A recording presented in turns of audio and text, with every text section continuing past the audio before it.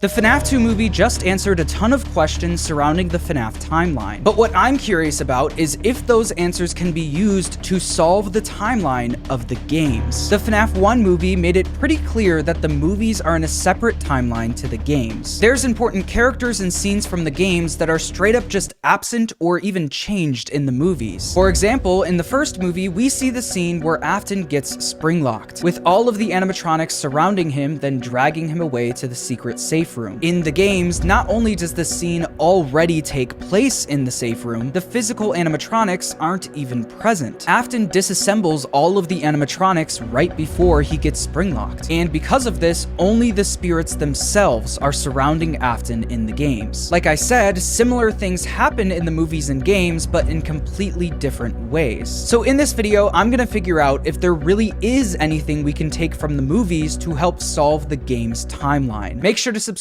and let's get started. One of the biggest reveals in the movie is actually something we learn from the trailers. You're thinking of the franchise location.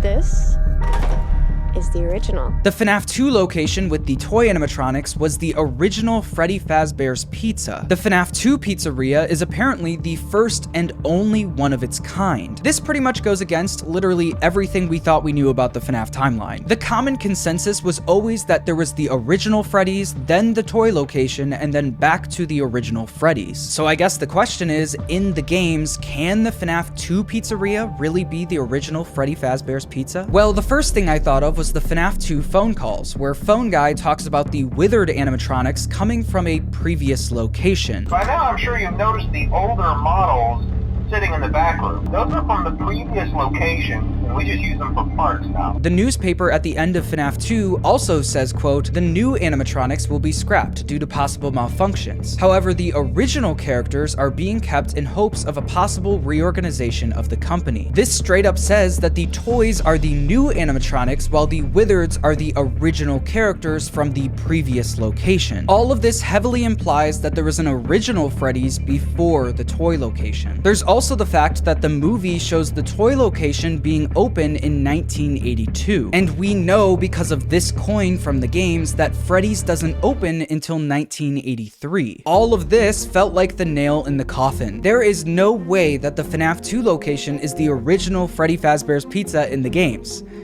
Right? Well, after looking back over the first 7 FNAF games, a few things stuck out to me, especially in FNAF 4. In the minigames of FNAF 4, we get to see a week in the life of the crying child. And because of the commercial playing on the TV in the living room, we know that these minigames take place in 1983. During the crying child's walk back home, we pass by a little girl playing with toy versions of the toy animatronics. We also see a toy version of Mangle in the Afton house in 1983. Why would there be toy versions of the toy animatronics all the way back in 1983? Well, maybe it's because the toys existed before 1983. In the movie universe, we know that the toys existed in 1982, and because of this, one of the other big reveals is that all of the toy animatronics are actually Springlock suits. So is there any proof that the toys in the games are also Springlock suits? Well, the way that Scott has portrayed Springlock suits has actually been pretty consistent throughout the years. In the most recent FNAF game, we learned that Springlock suits feature 3 prongs on the front of the torso that can fold in and out. And this is actually identical to what we see in the first movie. In the FNAF 1 movie, we see those same 3 prongs on the torso of the endoskeleton that can fold in and out. These are 2 fairly recent examples of what Springlock suits look like. But even if you look back at the original design of Springtrap, you'll find something pretty similar. We actually never get to see Springtrap's endoskeleton in-game, but in one of Scott's FNAF anniversary posts on scottgames.com, he posted a behind-the-scenes look at the design of Springtrap, and specifically his endoskeleton. He even gives us a zoomed-in look at the torso of the endoskeleton, and right there, you can see those 3 prongs. You can also see rings around the arms and legs, presumably so human arms and legs can fit and operate inside the suit. For comparison, the Endo 01s from the FNAF 1 game game do not feature the 3 prongs or the rings around the arms and legs, because the FNAF 1 animatronics are not Springlock suits. So what about the endoskeleton of the toy animatronics? Well, we know that they use Endo O2s, and thankfully Scott gives us a really good look at Endo O2 in-game. And wouldn't you know, the endos for the toy animatronics have those 3 prongs on the torso and the rings around the arms and legs. Are the prongs exactly the same as the rest of the Springlock endoskeletons? No. But do I think it's close enough, considering Scott probably didn't have much of the story planned when he was making FNAF 2? I think it could go either way. If Scott made a post tomorrow saying that this is a Springlock endoskeleton, it would be somewhat believable. And if he made a post saying the opposite, I think it would also be believable. The combination of the 3 prongs and the rings around the arms and legs is what really gets me. This movie feels like Scott is trying to give us answers to the games, but there's so many little but big things holding me back from accepting those answers as canon. For example, the coin saying that Freddy's opened in 1983. Yes, I think I could come up with a way to explain this away. If you look at the design of Freddy used on the coin, you'll notice that it's the FNAF 1 Freddy, which is the design used for the franchise locations. Since 1983 could be referencing the start of the franchise locations after the original Freddy's with the toy animatronics shut down. There's also the fact that the gameplay for FNAF 2 takes place in 1987, not 1982. But just because the gameplay takes place in 1987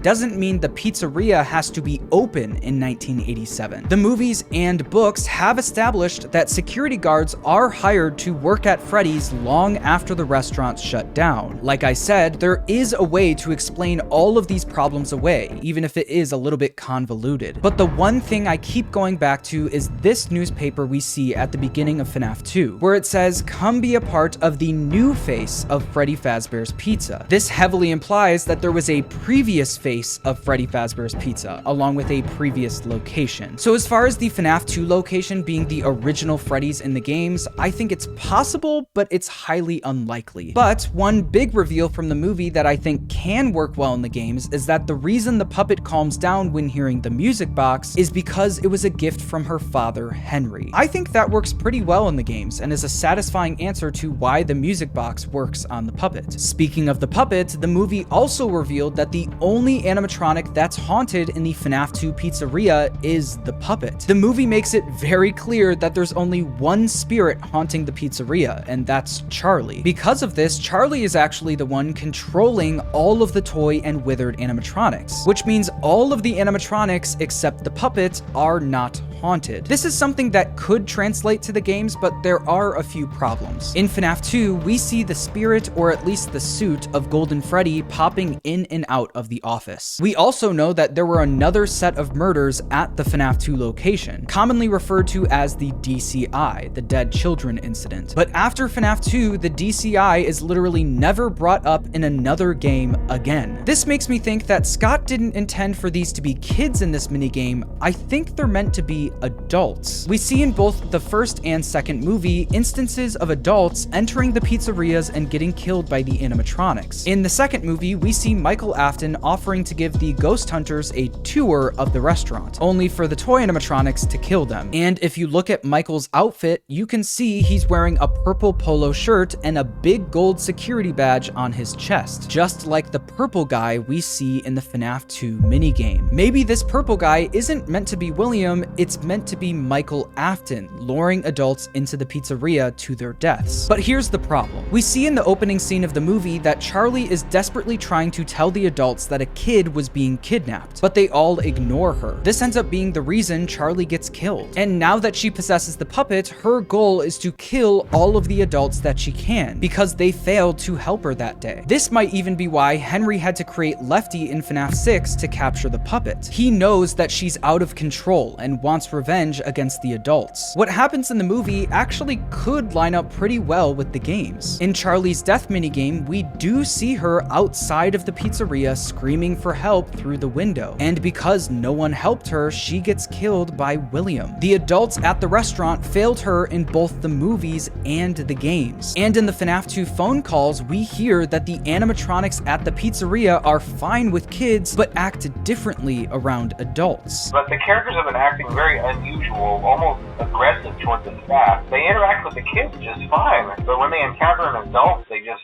stare. We even get a line from Vanessa in the movie where she says that Charlie doesn't blame Afton for her murder, she blames the adults that failed to help her, which also lines up with her voice lines from Ultimate Custom Night. I recognize you, but I'm not afraid of you. Not anymore. I don't hate you, but you need to stay out of my way. Charlie is only mad at the adults, and that's kind of the problem. In the minigame where we see the DCI, you can see the puppet running around the pizzeria with the words "save them" being spoken letter by letter. It seems like the puppet is trying to save the people who got killed, but if these really are supposed to be adults, Charlie wouldn't want to save them. This is the thing, it feels like these pieces are supposed to connect, but there's always one or two things contradicting them. But one other thing that could work in the games is what's in the box. In the movie, we see Vanessa pull a box out of the closet and take various objects out, including Garrett's toy plane. Because Garrett's plane was in the box, I think it's safe to assume that what's in the box is Afton's trophies from his murders. This is a common thing that serial killers do, so that would make sense. This is one of those things that has no evidence to back it up in the games, but it kind of doesn't need it. The box isn't super important to the story currently, so whether this is what's in the box in the games or not